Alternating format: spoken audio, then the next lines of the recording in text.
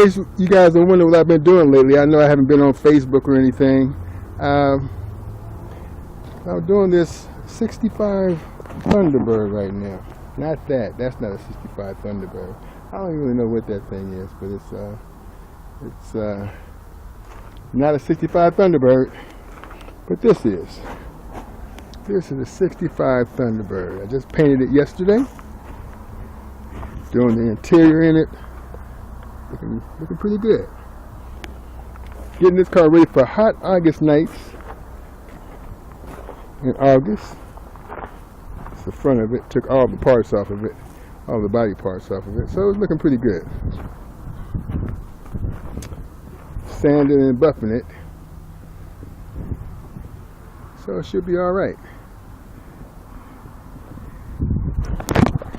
Just thought I'd show you guys what I'm up to lately, because I know I haven't been talking to you guys too much here, but been busy.